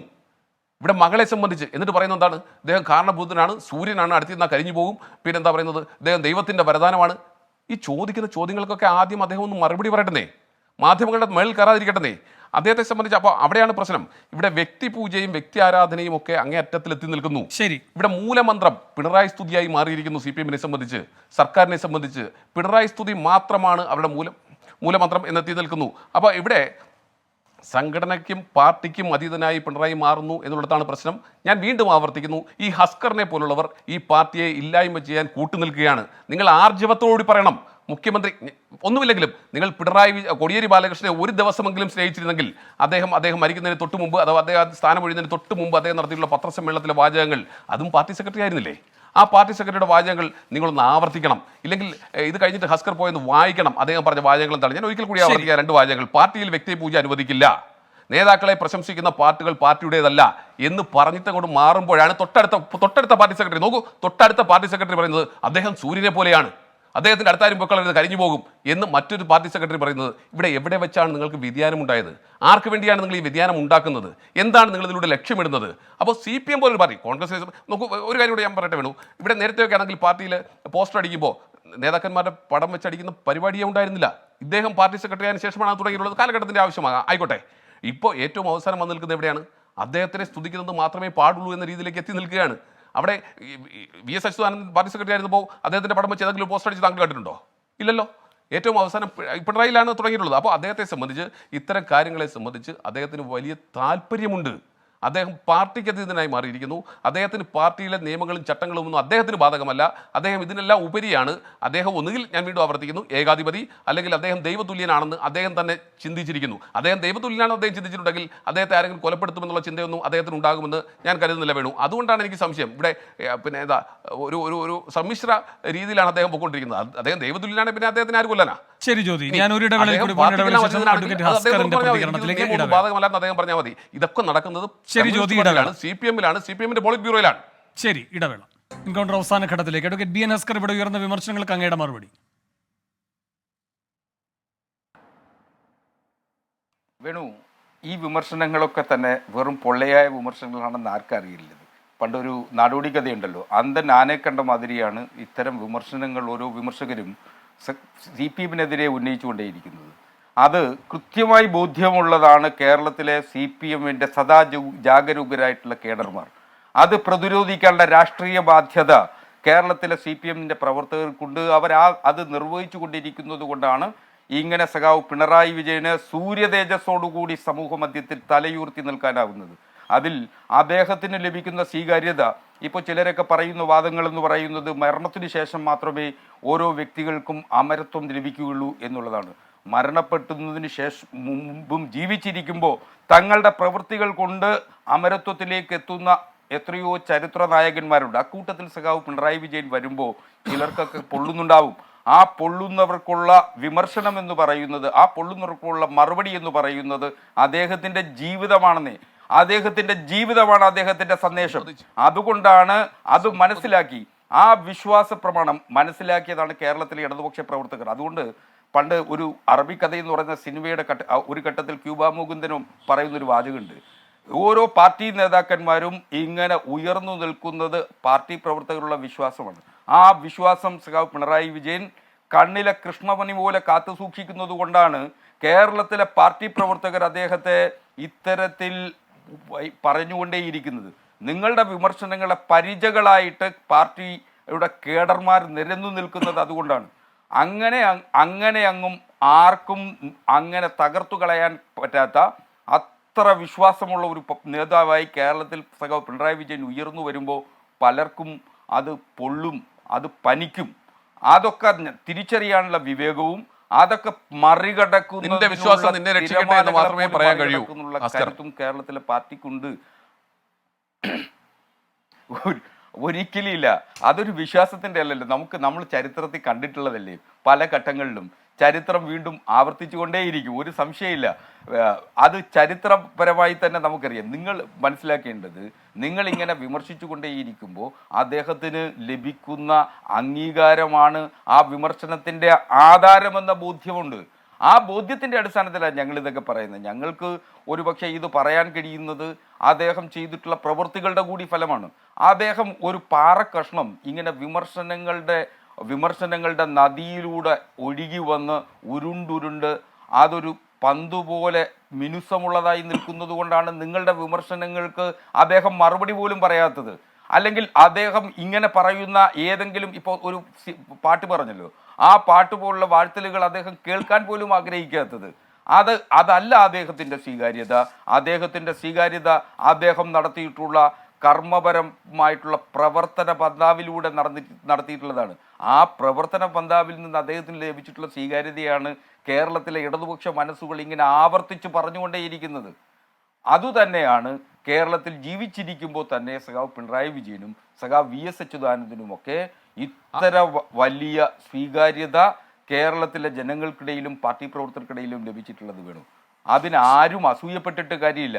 അത് കമ്മ്യൂണിസ്റ്റ് നയമില്ലെന്ന് പറയുമ്പോൾ വലതുപക്ഷ നേതാക്കന്മാർക്ക് നിങ്ങൾക്ക് പക്ഷപാതപരമായി ഉണ്ടാക്കിയവരെക്കാൾ എത്രയോ ഉന്നതിയിലാണ് ഇപ്പോൾ ഹസ്കർ പക്ഷപാതപരമായി തന്നെയാണ് വിമർശിക്കുന്നത്. അങ്ങനെയല്ല, വലതുപക്ഷ നേതാക്കന്മാർക്ക് ചിലപ്പോൾ ഏതെങ്കിലും ഘട്ടത്തിൽ സ്വീകാര്യത ലഭിച്ചാൽ അവർ പറയുന്നത് അവരെ ആരെങ്കിലും ആരാധിച്ചാൽ അതെല്ലാം ശരിയായും ഇടതുപക്ഷ നേതാക്കന്മാർക്ക് അല്ലെങ്കിൽ വിശിഷ്യ CPM നേതാക്കന്മാർക്ക് ജനങ്ങൾക്കിടയിൽ സ്വീകാര്യതയുണ്ടായാൽ അതൊക്കെ വ്യക്തിപൂജയായി കാണേണ്ടി വരുന്നത് നിങ്ങളുടെ കപട നിലപാടുകളുടെ ഭാഗമാണ്. അത്തരം നരച്ച ചിന്തകൾ ഒഴിവാക്കി വെച്ചുകൊണ്ട് പുതിയ കാലത്തിനനുസരിച്ച് പുതിയ പാർട്ടി നിലപാടിൽ നിന്നും നിങ്ങൾ വ്യതിചലിക്കുന്നു എന്നാണ് ചോദ്യം. ഇത്തരം വ്യക്തിപൂജ നടത്തുന്ന പാർട്ടികളും കോപ്രായങ്ങളുമായിട്ട് ഇറങ്ങുന്നത് നിങ്ങളുടെ പാർട്ടി നിലപാടിന് യോജിച്ചതാണോ, പാർട്ടി നിലപാട് അംഗീകരിച്ചിട്ടുണ്ടോ എന്നത് മാത്രമേ ഉള്ളൂ ചോദ്യം. ഒറ്റ പ്രശ്നം, ഇത്തരം പാട്ടുകളെ സംബന്ധിച്ചും തിരുവാതിരയെ സംബന്ധിച്ചും പാർട്ടി നിലപാട് പറഞ്ഞിട്ടുണ്ടല്ലോ. ആ നിലപാട് തന്നെയാണ് ഇപ്പോഴും ഉള്ളത്. പക്ഷെ ജനങ്ങൾ അത് ഏറ്റെടുക്കുന്നു. എത്ര ഘട്ടങ്ങളിലാണ് ജനങ്ങൾ നമ്മുടെ കേരളത്തിന്റെ ചരിത്രത്തിൽ തന്നെ അറിയാലോ. സൂര്യന് തുല്യനാണ് മുഖ്യമന്ത്രി എന്ന് പറഞ്ഞത് പാർട്ടി സംസ്ഥാന സെക്രട്ടറി ആണെന്നേ. ദൈവത്തിന്റെ വരദാനം എന്ന് പറഞ്ഞത് പാർട്ടി സെക്രട്ടേറിയറ്റ് മെമ്പറാണെന്നേ. അത് നിങ്ങളുടെ നിലപാടാണോ? അതൊരു പ്രയോഗമാണെന്നേ. അദ്ദേഹം ഒരു സൂര്യ തേജസ്സോടുകൂടി നിലനിൽക്കുന്ന വ്യക്തിത്വമാണ്. അദ്ദേഹത്തിന്റെ കർമ്മങ്ങൾ കൊണ്ടാണ് അദ്ദേഹം സൂര്യൻ എന്തുകൊണ്ടാ ഈ സൂര്യൻ എന്ന് നാം വിളിക്കുന്നത്? സൂര്യന്റെ ദൈവത്തിന്റെ വരദാനമാണോ സിപിഎമ്മിനെ സംബന്ധിച്ച്? കർമ്മങ്ങൾ ചെയ്യുന്നത് കൊണ്ടാണ് അദ്ദേഹം ദൈവത്തിന്റെ വരദാനമാണോ സിപിഎമ്മിനെ സംബന്ധിച്ച്? അല്ല, അത് പറഞ്ഞത് ഏതാ? ഒരു പുരോഹിതൻ പറഞ്ഞത് എടുത്തു പറയുകയായിരുന്നു സഖാവാസവൻ ചെയ്തത്. നിങ്ങൾ ആ പുരോഹിതൻ പറഞ്ഞതാണ് എന്ന് പറയുന്നില്ലല്ലോ. പുരോഹിതൻ പറഞ്ഞതാണ് ആ വാചകം. ആരെല്ലാം എന്തെല്ലാം പറയും. സിപിഎമ്മിന്റെ സംസ്ഥാന സെക്രട്ടേറിയറ്റ് മെമ്പർ അദ്ദേഹം പൊതുവേദിയിൽ വെച്ച് മുഖ്യമന്ത്രിയെ അഭിസംബോധന പറയാൻ പാടില്ലെന്നാണോ? എന്ന് പറഞ്ഞോ? ഇന്നയാൾ പറഞ്ഞത് ഇതുപോലെയാണ് എന്നാണോ പറഞ്ഞത്? അങ്ങനെയല്ല പറഞ്ഞത്. അല്ല, ഹസ്കറെ തെറ്റിദ്ധരിപ്പിക്കരുത്. ഇന്നയാൾ പറഞ്ഞിരുന്നത് ഇങ്ങനെയാണ് എന്നാണോ പറഞ്ഞത്? അല്ല, അദ്ദേഹത്തിന്റെ അഭിപ്രായമായിട്ട് അദ്ദേഹം പറഞ്ഞത്. ജ്യോതികുമാർ ആ പ്രസംഗത്തിൽ തെറ്റിദ്ധരിപ്പിക്കായിരിക്കും. അങ്ങനെയല്ല, അദ്ദേഹത്തിന്റെ അഭിപ്രായമായിട്ടല്ല, വാസവന്റെ അഭിപ്രായമായിട്ടല്ല അത് പറഞ്ഞത് കൃത്യമായി പുരോഹിതൻ പറഞ്ഞതാണെന്നാണ്. ആ പ്രസംഗം മുഴുവൻ കേൾക്കുന്നേ. നമുക്ക് ആവശ്യമുള്ളത് നമ്മുടെ പ്രശ്നം അവിടെയാ. ഒരു വിഷയത്തെ സംബന്ധിച്ച് നമ്മൾ ഒരു നിലപാടല്ല നാം എടുക്കേണ്ടത്. ശരി ശ്രീ ഹസ്കർ, വളരെയധികം നന്ദി. ചർച്ചയിൽ പങ്കെടുത്ത എല്ലാവർക്കും എൻകൗണ്ടർ അവസാനിക്കുന്നു. ഇനി ന്യൂസ് സൂപ്പർ ഫാസ്റ്റുമായി ശ്രീലക്ഷ്മി P. നായർ.